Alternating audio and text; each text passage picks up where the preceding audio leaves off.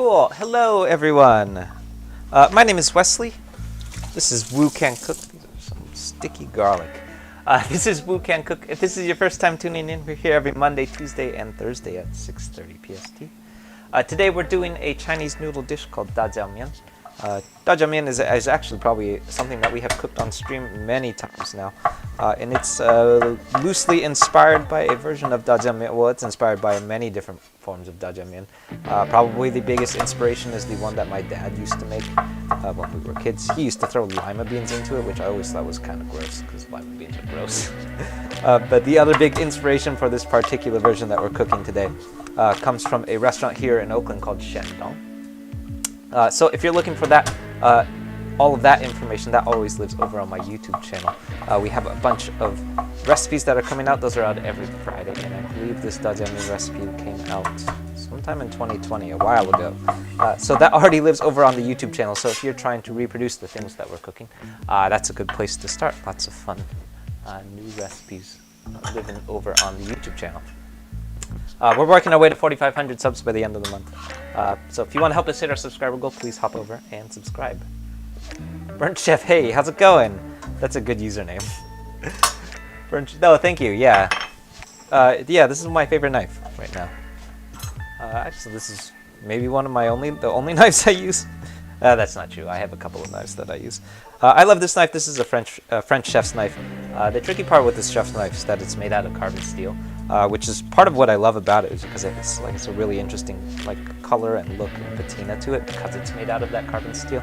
But what's really tricky about carbon steel is that it oxidizes very quickly. Carbon steel, it starts oxidizing within maybe 5 minutes, which means that you can't really leave it wet. So it has to be dried off pretty much immediately. So that hasn't been a huge problem for me cooking at home and stuff, mostly because if you're cooking in small volumes, it basically just means to wipe your knife down before you put it down, basically.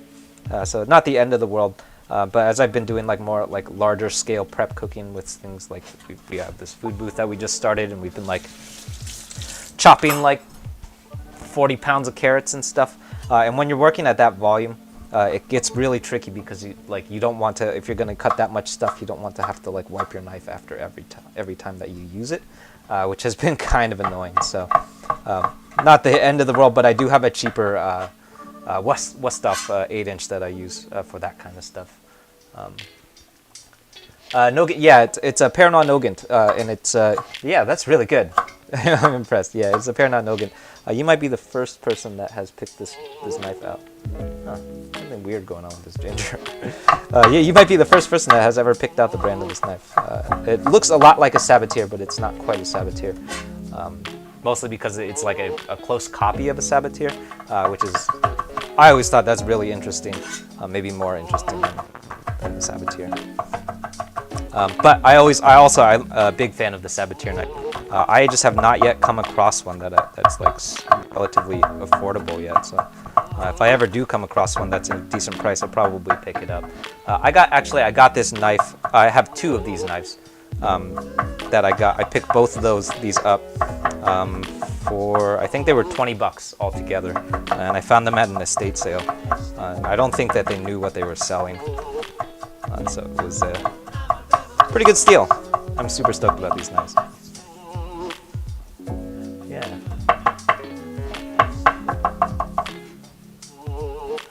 Oh yeah, you like your carbon steel? Yeah, totally. Yeah, I'm a big fan of the carbon steel. But yeah, see, I don't think this was the knife I was using last weekend. Yeah, you can't quite see it. Last weekend we were at the pop-up booth.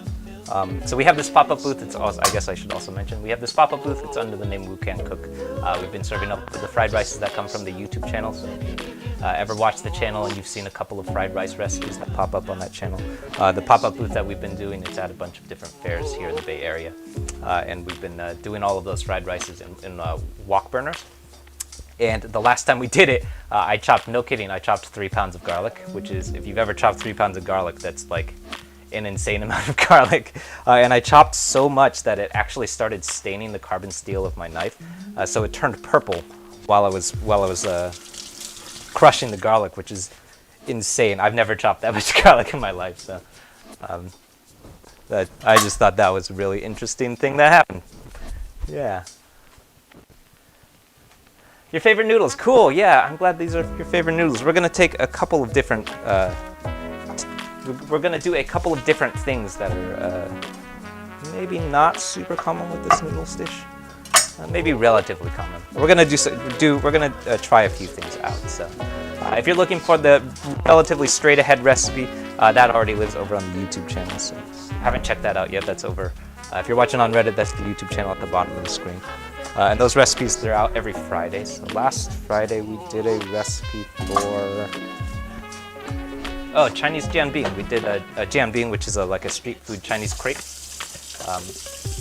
And then I want to say this recipe came out back in like maybe September or October of 2020. And when we did it, I had originally done a couple of things to work around the fact that I did not have any bacon. I did not have any pork fat to work with. So I believe I used bacon. I just used straight up bacon in that recipe.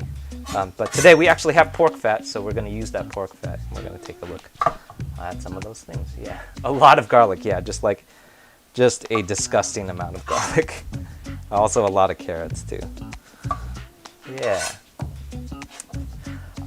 Cool. So right now what I'm doing is my cucumbers. So these are going to be our garnish today. So what I just did, you'll notice what I just did is I removed all of the seeds from my cucumber. You don't have to do that. Though you could totally leave those seeds on. I've done it many times before. But I don't particularly love the use of cucumber seeds in my garnish because I find that it gets like a little bit mushy if you leave it in. So what I usually do is I like to chop those seeds out, and then especially if we're going for a garnish like we are today, then we're just going to go for our julienne cut. We do it correctly, and then we have this nice these nice lacy pieces of carrot. If we had left those seeds in, you kind of get a little bit more of like a mushy texture to it, but that's coming from those seeds. So it does feel a little bit wasteful to remove that many seeds from your carrots or cucumbers, but yeah. So what I'm doing here, so I'm starting off with my planks, and this is my new favorite way of doing this. What I've done is I'm starting off with my planks, and then I'm going to lay it flat, diagonally like this, and then we're just going to chop downward from here. Just downwardly across that flat layer. This is something I actually picked it up from a street food video, and it seems to work best with like really large vegetables, like a really large carrot. But it has been like a little bit more effective than the method of like stacking things on top of each other, which works really well unless you don't want to have to deal with picking them up and putting back down and all that stuff. So I've gotten more in the habit of doing it this way as I've been like cooking in larger volumes. So what we're doing is at this point this is essentially a plank, and then we're going to fold them over like so, and then go for our julienne cut.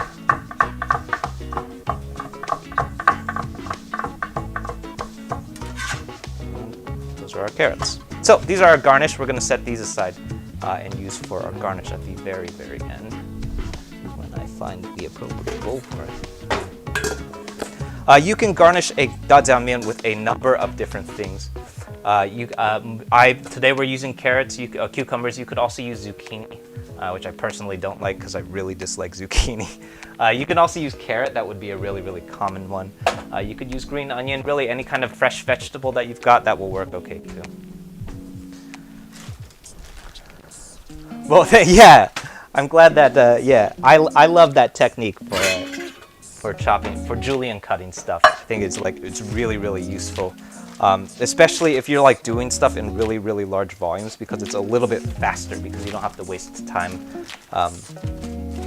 like chopping through stuff, like picking stuff up and putting it back down and all that stuff. Kind of just saves a little bit of time.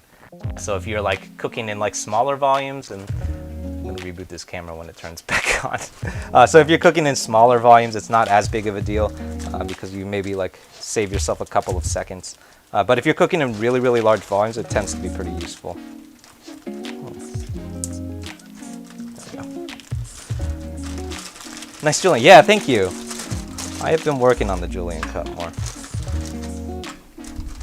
All right, next up, these are going to be some shiitake mushrooms. If you've never seen a shiitake mushroom, they're usually, not always, but usually they will be sold dry. They look like this. They're very, very stale. Shiitake mushrooms are generally sold dry because when you dry them out, it preserves a lot of that flavor. So if you were to sell them fresh, it probably wouldn't quite have as much effectiveness in really drawing out umami. So what I always like to say about shiitake mushrooms is when you come across like vegetarian versions of a lot of these sauces that go in Chinese food, so things like vegetarian fish sauce, vegetarian oyster sauce, even a little bit of I think hoisin sauce, some of the vegetarian hoisin sauce, a lot of these things that are drawing umami from the use of fish. The way that they get to that layer of umami without using fish in all of those vegetarian versions, they're using the umami from shiitake mushrooms. So usually what they'll do is they'll grind that stuff up into a mushroom powder, and that's when you see on the ingredient list, or sometimes you might even see it in the ingredients list of like just straight up recipes. You'll see things called for mushroom powder. What that is mushroom powder drawn from shiitake mushrooms. That's how they do that. Which is really useful. So what we're going to do here, so before I put this away, I'm going to set this aside. This is just some boiling water. We're going to let these rehydrate, and then we're going to slice them into nice strips. But you do want to make sure that you give this stuff plenty of time to rehydrate. Mine are particularly thin, so this will probably only take like maybe 10 minutes to rehydrate. But if you have thicker shiitake mushrooms, they could take a lot longer than that. I've had like really, really thick shiitake mushrooms that take like up to 30 minutes. And usually when I'm working with shiitake mushrooms that are that thick, I might even start rehydrating it before I start the stream because it takes that long. What did I pour in the bowl? Yeah, that was just a little bit of boiling water. So just a little bit of boiling water, and that water will help start like rehydrating those mushrooms and like kind of bring them back to life, basically. All right, next up, this is some ground pork that we're going to go with today. You can do a Zha Jiang Mian with really almost any kind of ground meat that you want. My personal favorite, and I also think maybe the most traditional thing to use in a Zha Jiang Mian is going to be ground pork. But I've also done this with ground chicken. I've done it with ground turkey, ground beef. I think I've even done it with ground lamb at one point. All of those things, they're going to work just fine. What I do like to say is that if you are going to work around ground pork, you generally want to be looking for something that has a little bit more fat to it. So my favorite sub, if I'm not using ground pork, is usually ground turkey, because I find that ground turkey has a lot of fat in it. So it renders out a lot of turkey fat. What we're going to do with this is going to render out a lot of pork fat. Turkey would render out a lot of turkey fat.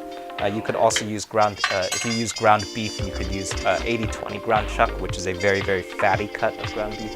It's the same cut of ground beef that we use to make hamburgers. So all of those things, they're going to render out lots of fat, and it's going to help us create this really, really thick and like juicy sort of sauce. And then what I'm doing here, so this is just a really quick marinade. I say this a lot, but this is sort of like my default marinade for meats that I don't know what to do with in the marinade. It's just 4 tablespoons of soy sauce, and then half a teaspoon each of white pepper and cornstarch. And by far the most important thing in this marinade right now is going to be that cornstarch. I mentioned this quite a few times on stream now. But the cornstarch is essentially slowing down the cook process, just a little bit, about maybe like 30 seconds or so. And what I've discovered, so it does a couple of things. The main thing that it does is it slows down the exterior cook time, so you don't end up with like really, really chewy chicken or pork today. But the other really, really important thing that it does is that it kind of like helps some of that fat render too, because you can let it sit in the wok for a little bit longer, so more fat kind of comes out and renders. So that's our ground pork. Probably this pork got dirty, so I wasn't paying attention. Yeah.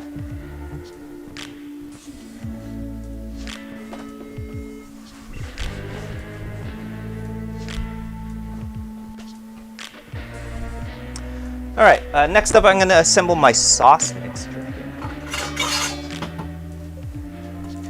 First up, we're going to start with by far the most important ingredient in Zha Jiang Mian.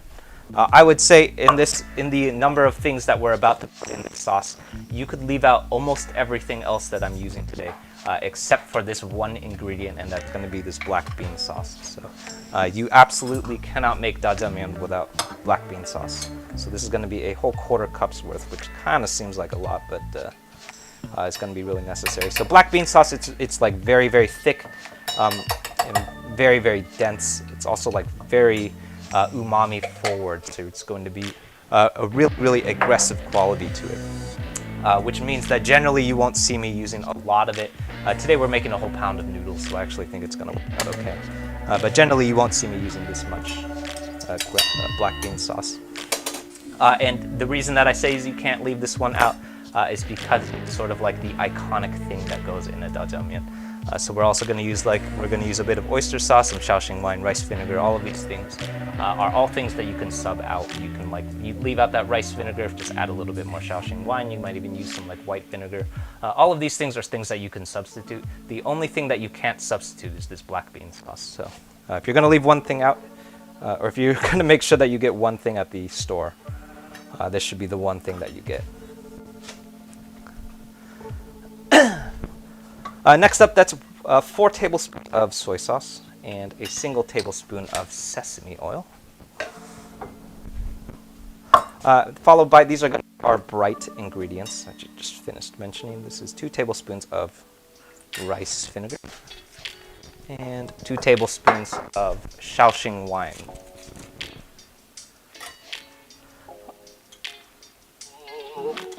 Sorry, I was just reading. Is it just pureed fermented beans, or does it have other ingredients? I am not really sure. That is a really good question. Let's see.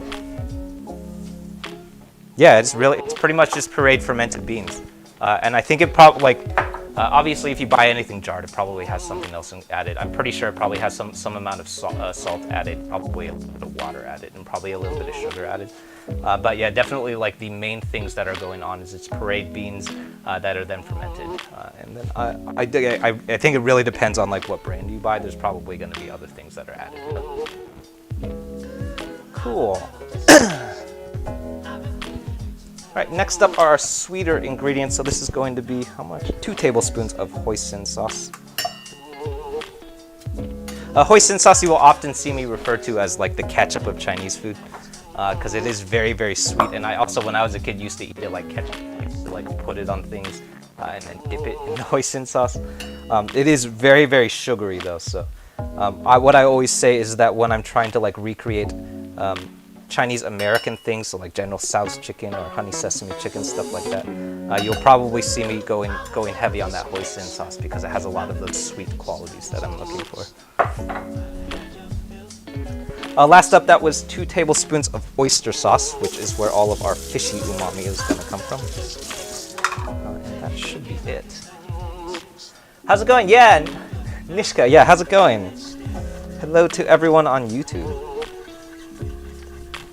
So I'm going to give this sauce a mix, and what I always say is give it a taste and adjust if you need to add something. I don't think this needs anything else. This is quite salty already. Very often you will probably see me add a pinch of salt to a lot of things, but this is super salty already, so this definitely does not need any extra salt. Definitely that black bean sauce is doing things.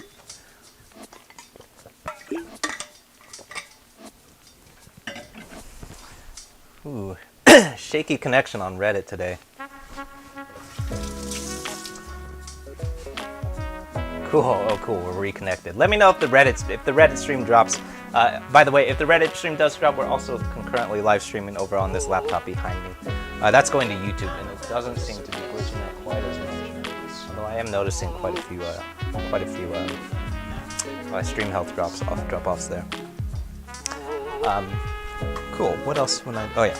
Let's get back to this. This would be the last thing, I think. Yeah. Yeah. How's it going? Yeah, you haven't caught me in a while. That's totally cool. So right now I'm swinging back to, these are my shiitake mushrooms. We're pulling these out of their water, and then we're going to give these a slice. So these shiitake mushrooms, they're really, really thin. because they come from like a boutique shop down the street from me. Most of the time when you come across shiitake mushrooms, they're like really, really big and really, really thick. And those things, no kidding, they can take like up to 30 minutes to hydrate. So usually what I'll say is if you're working with a really, really thick shiitake mushroom, one that probably won't look like, will look like much, much thicker and much, much longer, you want to give those things a good solid like 30 minutes to hydrate. And that's usually one of the handful of things that I'll do before I'll start the stream if I'm using a shiitake mushroom that's that thick.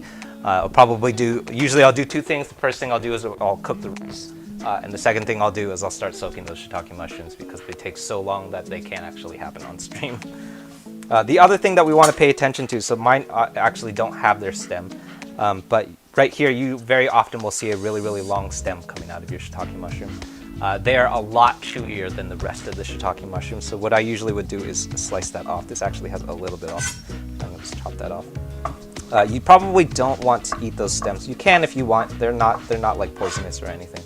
But I like to pick them out because they're going to be like really, really chewy. That's also probably why these shiitake mushrooms don't have their stem on them anyway. So do yourself a favor, remember to chop off those stems.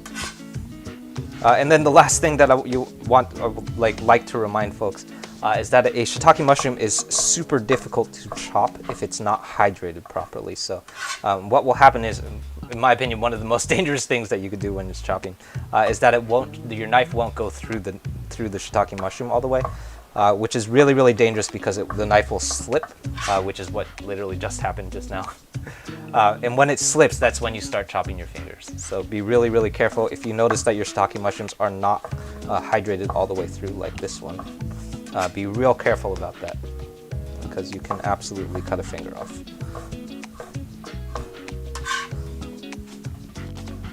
Yeah. So glad you caught the Jia, and so glad that you tuned in too. All right, so that's our shiitake mushroom. I'm going to set this aside. And that's going to get into our wok fry. Alrighty.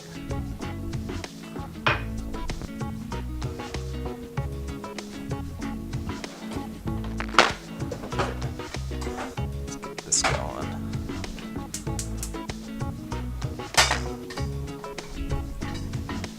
Cool.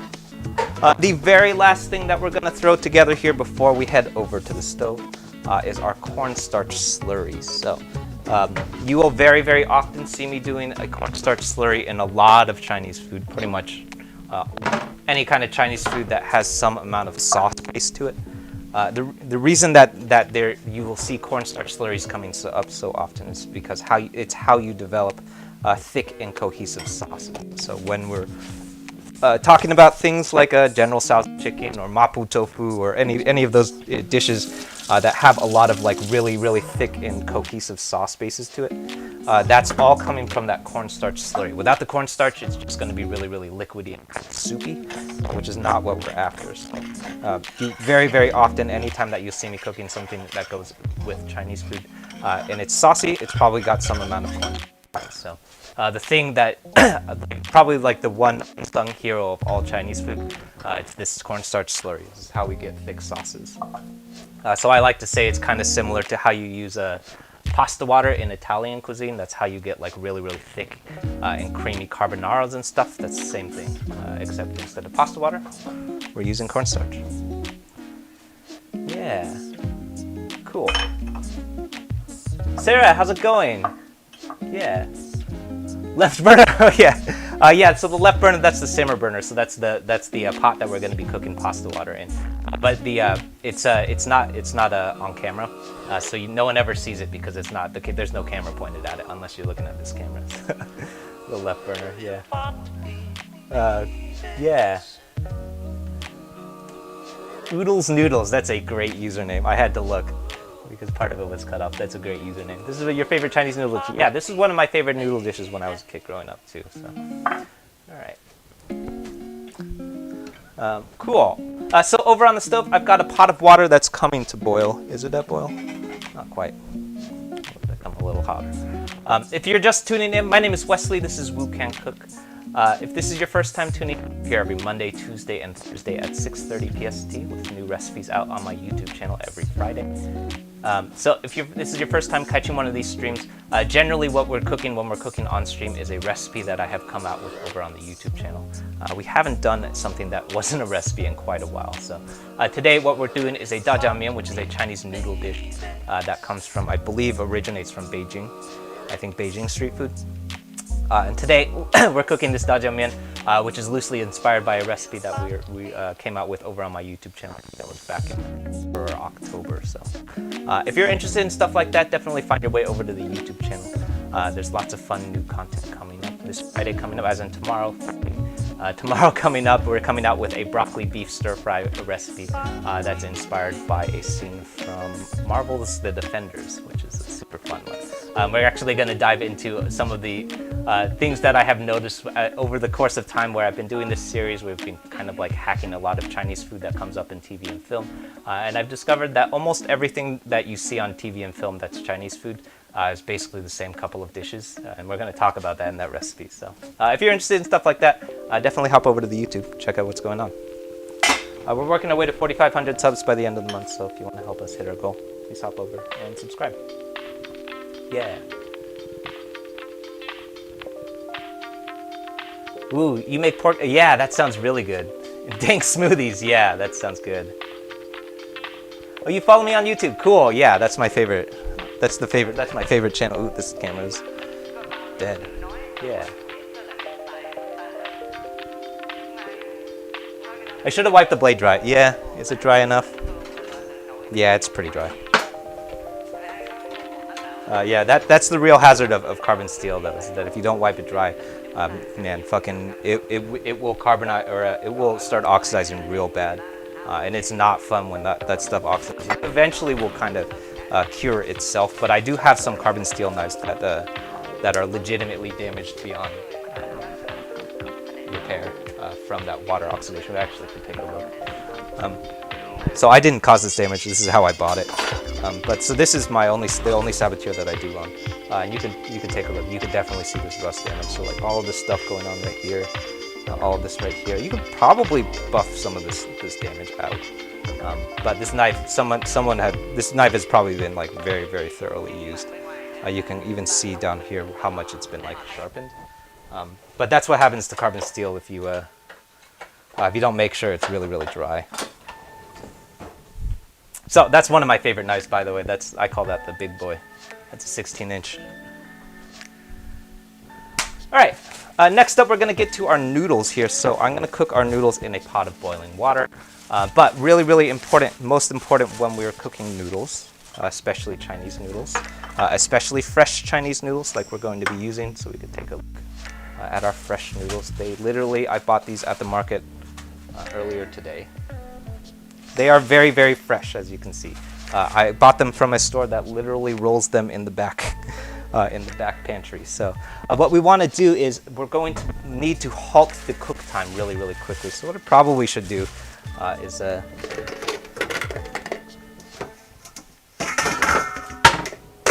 set up an ice bath, but I'm actually not going to bother because I don't feel like doing an ice bath. But what we are going to do is we're going to be very, very specific with the duration of time that these noodles cook.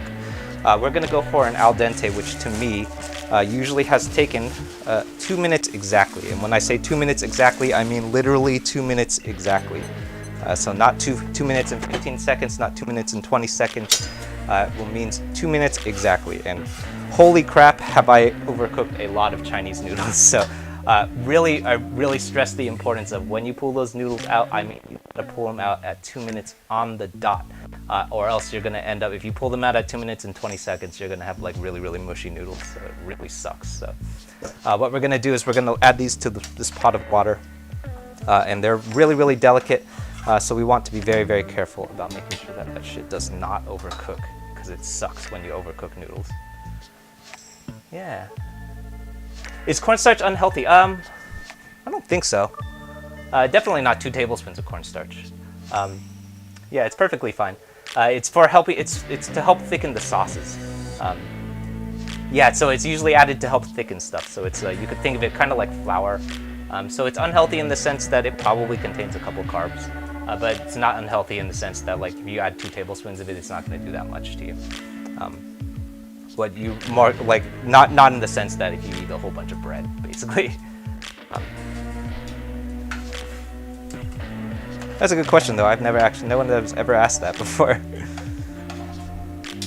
All right, so we're at 1 minute and 20 seconds. We're going to be very careful about pulling these out on time.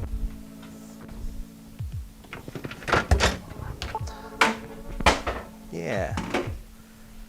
Cool. Yeah, nice info. Yeah, I'm glad that I can be helpful. Yeah. All right. Let's pull these out. So today, this I don't think is in the original recipe. I don't think I did this in the original recipe, but I'm going to do something that comes from chow mein. So this is something that you see in a lot of chow mein recipes. But what we're going to do is we're going to marinate our noodles real quick. So we're going to do a pretty brief marinade. So the first thing, before we do that though, the first thing that I'm going to do is pull these noodles out and then immediately run them under cold water. Lots of time what you'll see me do is I'll do this in an ice bath. The main reason that I like to do it in an ice bath is so that everyone can see what I'm doing. If I do it in the sink like I just did, no one can see it. But if you have a sink, you can also just toss it in the sink and make sure that things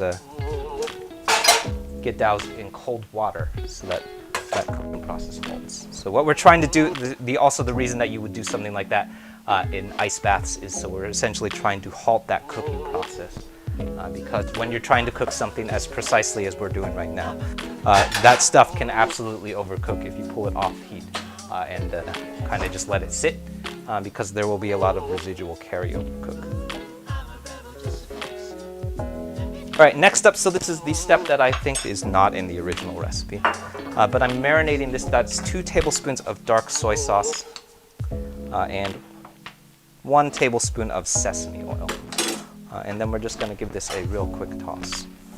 So this I don't think is in the original recipe, but it is something that came up, and I think I did first try doing this. Oh, you know what? It was on the tomato beef chow mein recipe that came out a couple weeks ago. And this is probably something that you'll see in a lot of chow mein dishes. Chow mein and lo mein, all of those things. Anytime that you notice that there's a dish that has fried noodles, so those noodles have some amount of wok frying going on, this is how they do it. So this is a really, really quick marinade. So that's a little bit of soy sauce or dark soy sauce. But more importantly is that sesame oil, so we get these noodles nice and oiled up. And then we're going to par cook them in our wok over here, which I should have heated up before I started doing that. It's okay though. Yeah. The dose makes the poison, yeah.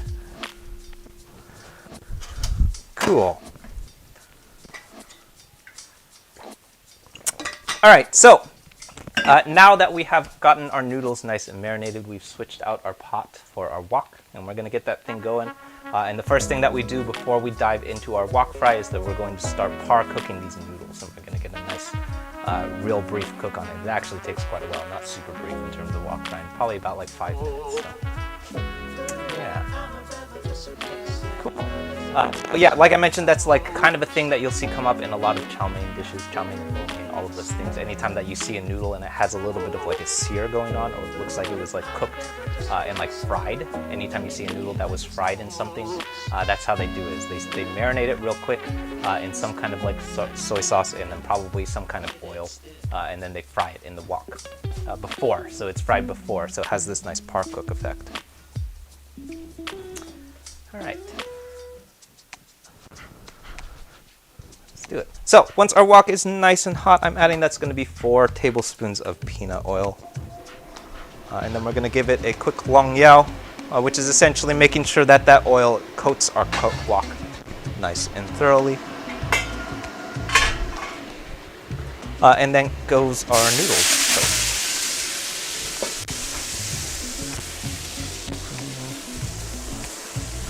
Need more counter space.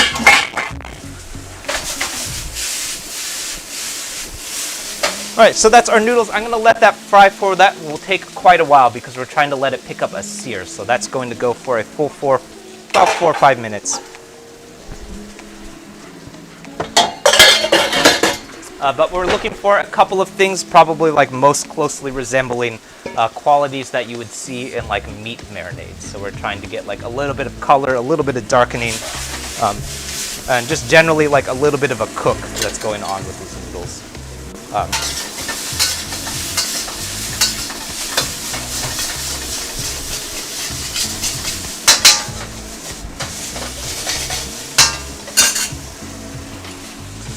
right.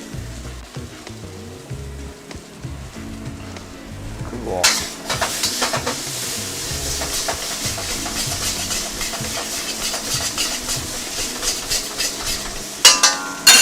So as far as, by the way, if we're following along, as far as Zha Jiang Mians go, I don't think that this is generally something that you'll see come up in a Zha Jiang Mian. I believe most of the time that you come across a Zha Jiang Mian, it's usually served fresh noodles, probably fresh out of the boil, and then you would see those the sauce go right on top. So a lot of the times when it's plated and you receive it at the table, you'll see like the noodles, like the cooked noodles with nothing on it at the bottom of the bowl, and then sitting on top is plated with all of that sauce going on top. And then you do the tossing and you toss that noodles together on the table. Sometimes they'll even toss it for you on the table. So I don't actually think that this is something that you would commonly come across in a Zha Jiang Mian. And it's also the same reason why I didn't do it in the original recipe too. But I think it's really tasty, so I'm going to do it. One of those things, I guess. Kind of like adding garlic to a carbonara.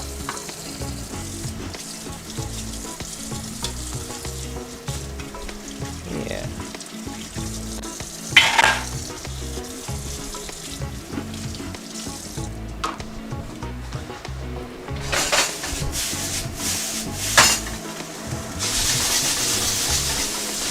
So I'm keeping an eye on a couple of things here with my noodles. The main thing that I'm looking for is to start seeing some color and sear going on. So,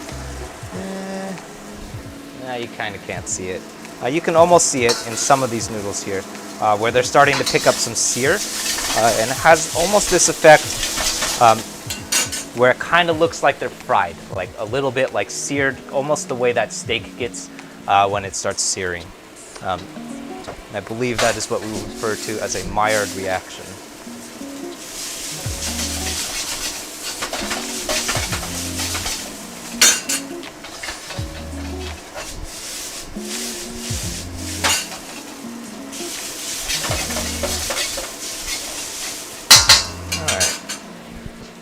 Cool. Tasty is good. Yeah, watching the techniques is really cool. Yeah, I'm glad that that's informative.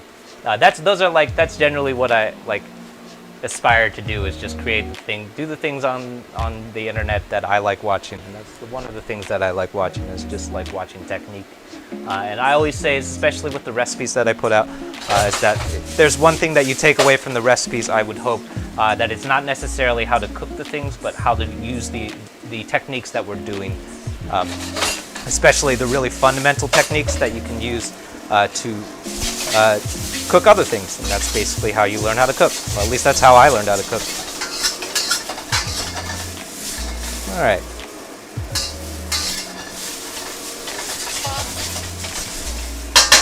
This is looking good. So I'm going to pull these out with the right camera on. There we go. So there's our noodles coming out. And if we look, we have much better camera over here, so we can zoom in real close. If we look real close, you can start seeing all of this darkening color and all of this nice like searing that's starting to happen with our noodles. So all of that is coming from a couple of things, but the main thing that's happening is we just got that really, really hot, really quick flash cook. And that is also like carried over or like assisted by number one is the sugar that's that dark soy sauce, but number two is all of that oil that we were cooking in. Without that oil, things would just start burning. So that's the importance of adding that dark soy sauce, and also the importance of adding that sesame oil. You wouldn't be able to do this without that marinade. If you didn't add that marinade, things would pretty much just burn. So. Cool. All right, so I've got my wok emptied out. I'm not going to bother rinsing it because it's pretty clean still. And then we're going to do our wok fry. So you will notice that at this point, pretty much everything else from this dish is going to start coming together really, really fast. So probably the rest of this dish is going to happen in like 5 minutes. because everything else that we're going to do is going to be cooked in that wok very, very briefly. So our pork will probably cook within like 5 minutes. And then we're going to do our garlic and ginger will probably only take about 10 seconds. After that, everything is really downhill from there. So that really expresses how significantly important it is to make sure that before you start cooking things in that wok, we finish doing all of the other things that we need to do in order to make sure our cook is done. So that includes all of the chopping, all of the carrots, all of the garlic and ginger, all of these things where we just spent the last 40 minutes and 40 seconds chopping. All of those things, they've got to be done before you start moving on to the wok fry. If you find yourself cooking in that wok and you're still chopping stuff, that's a real bad situation because it probably means that you're going to burn something, because the wok cook happens really, really fast. So before you start cooking, make sure all of that mise en place is done.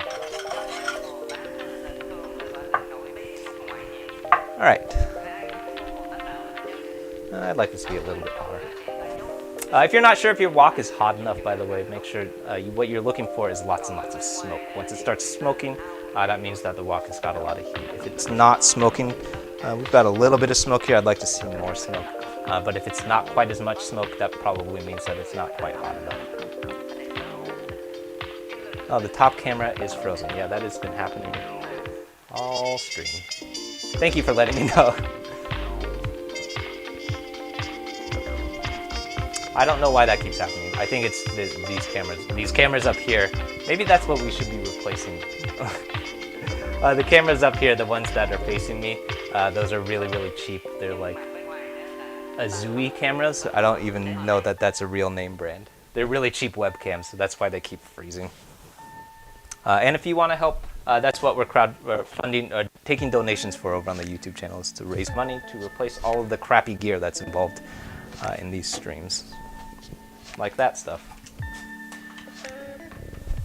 All right, so next up, what we're doing here, so instead of using normally what you would see me doing if I was using some kind of cooking oil, usually that's peanut oil, sometimes that's things like canola oil or vegetable oil, all of those things work fine. Today, what we're going to use, because I happen to have some, I literally have jars and jars of this stuff from the food booth, is a little bit of pork fat. So this is our pork fat. This is filtered out from a lot of bacon. And if you've never used bacon fat as a ingredient for just cooking in, it is by far the most tasty thing that comes from pork. It's not the bacon, it's the fat. So what we're going to do is we're going to substitute out our cooking oil with this bacon fat.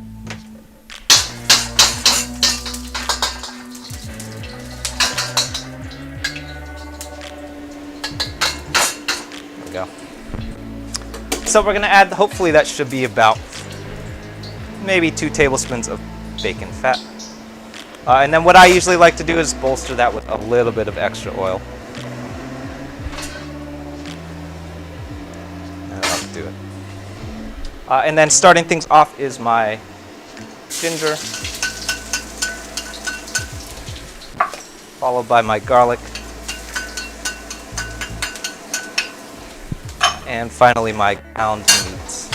Oops, before we do that, I'm going to give that garlic and ginger maybe a 10-second head start. We're looking for it to be fragrant. So use your nose. Make sure when you start smelling garlic and ginger, that's when you know you're ready to move on. Next up is my ground pork here. What I like to do is make sure that we break up these lumps as much as possible. So if we're not careful, all of this ground pork, it will definitely start to clump up, and then you get like big old chunks of ground pork, which is not super attractive. So what we're looking for is a nice pebbly ground pork. So what I like to do is run through it with the spatula and make sure that we break up all of these large chunks so we don't end up with big old chunks like that.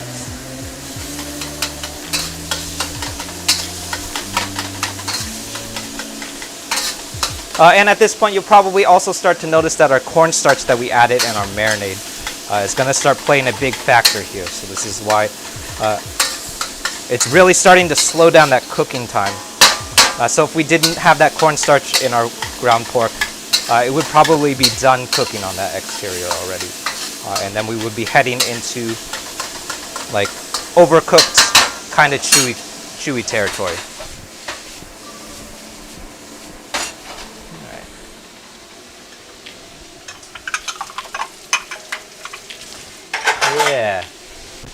Elliot, yo, how's it going? Elliot eats in the house. Been trying to convince Elliot to make his way to the Bay Area so that we can do a collab video. Things freeze again. This fucking camera. I hate this camera. I'm sorry if the camera freezes on Reddit.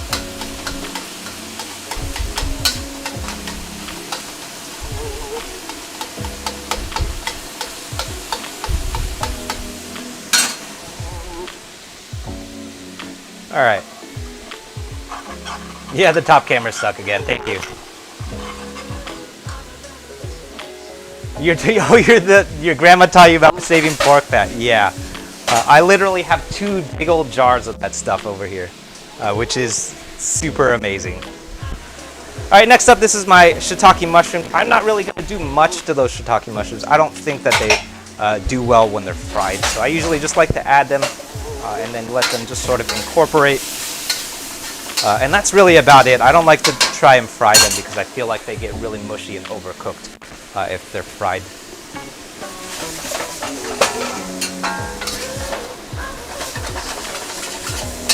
Those are noodles going back in.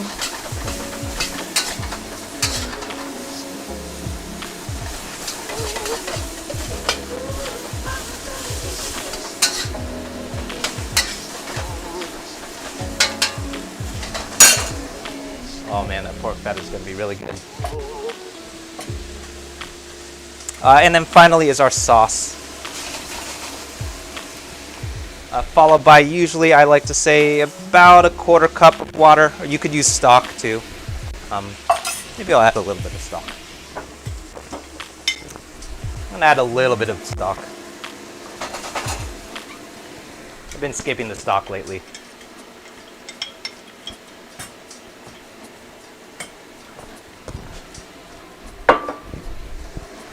All right.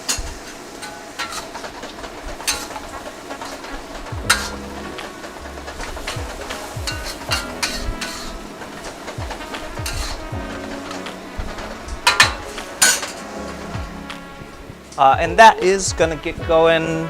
Nah, I'd like there to be a little bit more sauce going on here. If I was following the recipe, I would have known better, but here we are. I'm gonna let that stock that I just added come to a boil here, and then we're gonna add that cornstarch, and that's really about it. Yeah, that's the YouTube channel. Yeah, thank you, Elliot.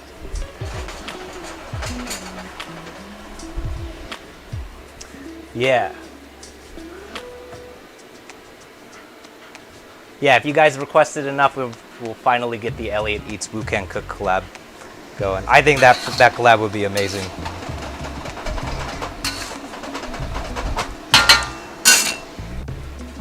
Alrighty. Finally going in is our cornstarch slurry. And that ought to do it. I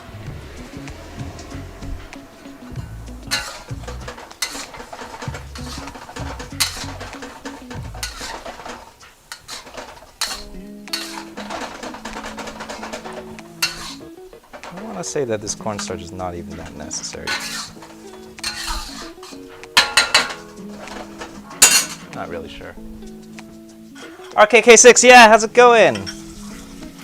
Hello. Good to see you. Thanks for tuning in again. You finally found some Shaoxing wine. Nice. H Mart, yeah. H Mart would be the place that you would find it. Although I believe H Mart is mostly Korean stuff. What I have started telling people though is that if you can't find Shaoxing wine, and I actually have done more than a little bit of research about this lately, is if you can't find Shaoxing wine, I think honestly, if you can find a higher quality dry cooking sherry, I think it's actually going to be better and closer to what Shaoxing wine is supposed to taste like. Because a lot of the times when you come across a really, really cheap Shaoxing wine, it's got a bunch of other stuff involved. They probably added this bowl's not large enough. They're adding a lot of sugars and other stuff that's going in that probably is not gonna like be real like accurate to what Shaoxing wine is actually supposed to taste like. So if you could get your hands on like a really good dry cooking sherry, that might even be better than Shaoxing wine. So something worth looking into if you have a good source. I know like someone tuned in once and they were from I think they were from like France, and they had like they could find dry cooking sherry really easily for really cheap, because like cooking sherry in France is real cheap. And I mentioned that if you can find that stuff, especially if you're in France, that's going to be way better than dry Shaoxing wine. Also a lot more expensive though. A bottle of Shaoxing wine is like $2. Yeah, less than $8. Yeah, totally. Yeah, if you can find sherry, that's for sure going to be better. But it's also going to be really expensive though. Dry cooking sherry is not cheap. So give and take.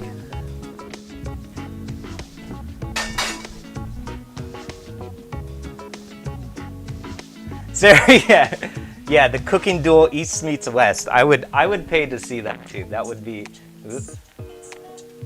There it is. That would be amazing. Cool. The last thing that I'm doing here, so I just gave my wok a quick rinse, and then the last thing we're gonna do, and this is maybe the most important thing that you'll do the whole time that we're cooking, is make sure that you clean the wok while it's hot. It's really useful with things that are made out of carbon steel, especially because while the wok is hot, we have this good, nice non-stick surface. Things will pretty much just come right off. If you don't remember to clean it while it's hot, and you maybe like try and sit down and then try and clean that wok, it's going to be a real pain in the ass because you're going to have a lot more trouble cleaning that stuff off. Yeah, John, let me know. Yeah, if you find dry cooking sherry, let me know, and maybe compare and contrast them. Let me know if you notice the any real difference.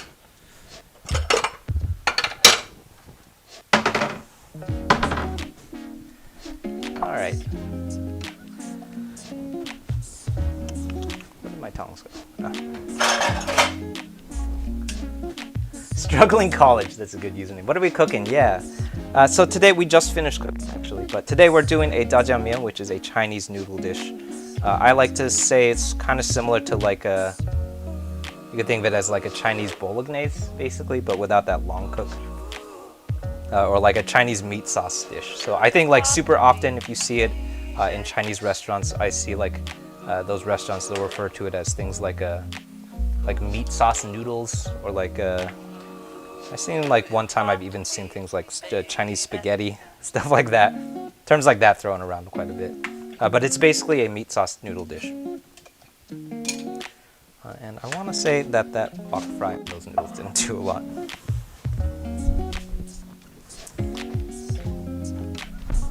But it is also, so if you're not familiar, or if you're not familiar with my childhood, this is one of the noodle dishes that I grew up eating. It's just generally like one of the bigger comfort foods for me growing up.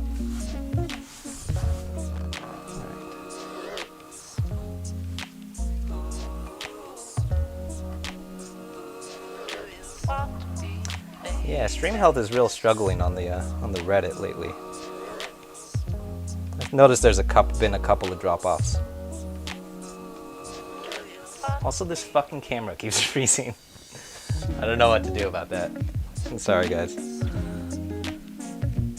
Maybe I should just turn it off. Then you won't be able to see me.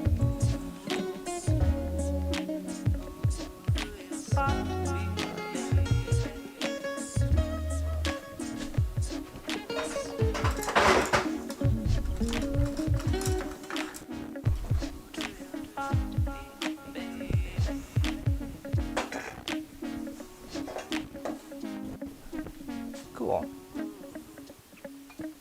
So I'm garnishing those are the cucumbers that we chopped a little bit earlier. Yeah, that's why you go for the YouTube. Yeah, I think it's a couple of things. I think probably the big thing is that this camera is crapping out. It's just a crappy camera, and it's time for me to throw it away. I think another big thing, I'm not actually sure why the stream health on Reddit keeps disconnecting, but it doesn't seem to happen on YouTube. I think it's only ever happened like maybe twice or so over on YouTube. So cool. Thank you everyone for tuning in. My name is Wesley. This is Wu Can Cook. If this is your first time, we're here every Monday, Tuesday, and Thursday at 6:30 PST. with new recipes out over on my YouTube channel every Friday. So last Friday we came out with a recipe for a Chinese crepe, which is called a jianbing, and it uses one of my favorite things that come from Chinese food, which is a youtiao, which is a Chinese donut. Kind of looks like a French cruller, but a little bit like, not quite as like, actually cruller is not that sweet either. But it's essentially, the literal translation is oil stick because it's a long donut. It comes in a big old stick. And that's the recipe that came out last Friday. This Friday coming up is going to be a recipe for a broccoli beef stir fry, which is going to be super fun. That's part of a larger series that we've been doing. We've been reconstructing a lot of foods that come from TV and film. So this particular one coming out tomorrow is inspired by a scene from Marvel's The Defenders, which I thought was really interesting because I have a bunch of food from Chinese cuisine that's in that scene. And then I took the chance to sort of like talk about like how almost every scene that you see in TV and film that has Chinese food in it is pretty much usually maybe the handful of like 5 or 6 dishes. And that's usually like pot stickers or dumplings, some kind of General Tso's chicken or honey sesame chicken, some kind of like noodles. Those noodles are usually veggie lo mein. It's almost always veggie lo mein. Every time that you see noodles on TV, it's almost always veggie lo mein. I think it's because it's the cheapest and it also has a really iconic look to it. But the one that we did that's coming up this Friday is a broccoli beef stir fry, which I thought was really interesting and unique. Yeah. So if you're interested in stuff like that, definitely make your way over to the YouTube and check out what's going on over there. We got new stuff coming out every Friday. So, and then we're working our way up to 4,500 subs by the end of the month. So if you want to help us hit our subscriber goal, please hop over and give it a subscribe. Lots of fun new stuff coming up. All right, cool. Thanks everyone. Let me know if you have any more questions too. I'm always here doing dishes. There's a lot of dishes to do, so I'll be here doing dishes, and I'll see you soon. Go follow Elliot's channel too. That's Elliot Eats in the chat too. If you're watching on Reddit, that's Elliot Eats in the chat. He's got a really cool Twitch channel, and bug him about making sure that we get a collab going. I think that's going to be really cool. The Elliot Eats Who Can Cook collab, that would be fucking dope. All right, thanks everyone. I'll see you soon.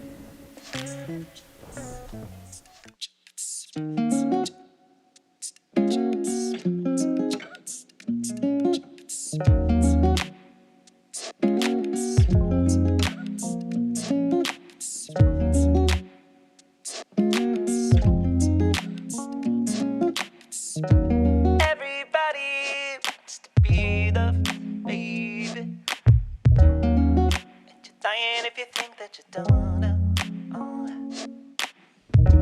never mind that you still don't love yourself. No, you can find it from somebody else. No, everybody's got to grow up sometime. Funny how we shoot the mood. Still, will we fight it, baby? Never mind.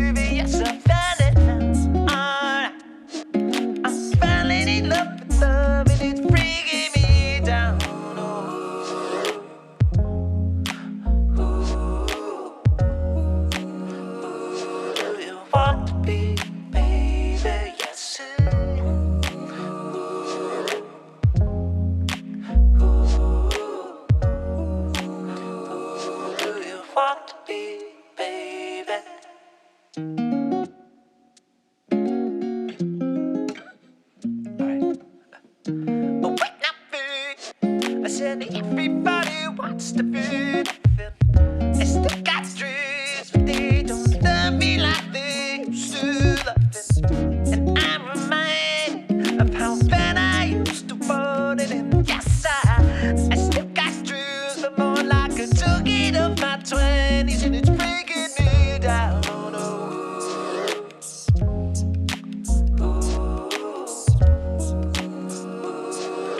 Want to be, baby, yes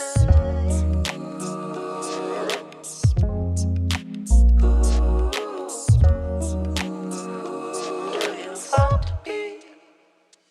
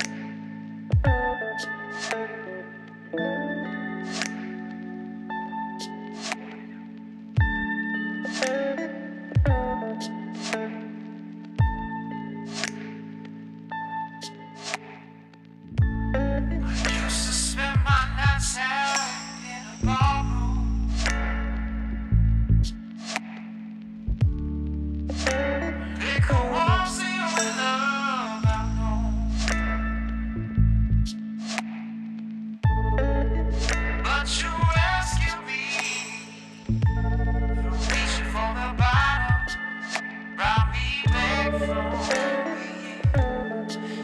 far gone. Oh, it's Tennessee whiskey. You're real sweet as strawberry wine. You're as warm as a glass of brandy. Darling, I'll stay stoned on your lip all the time. I look for love on the same old places. Found the bottom was always down. But you poured out your heart, and I didn't want to waste it. There's nothing like your love to give me yours. It's Tennessee whiskey. You're real sweet as strawberry wine. Ooh, yeah. You're as warm as a glass of brandy. Darling, I'll stay stoned on your love all the time. You're as smooth as Tennessee whiskey. You're as sweet as strawberry wine. You're as warm as a glass of brandy. Darling, I'll stay stoned on your love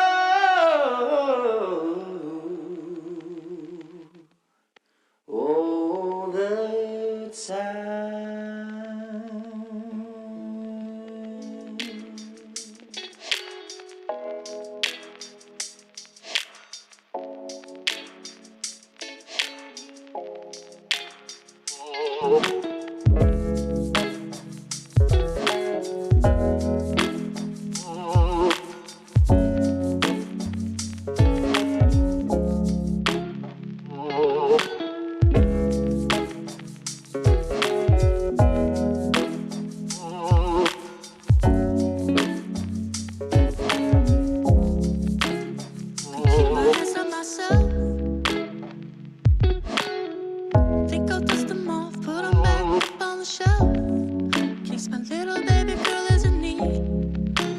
Coming out of that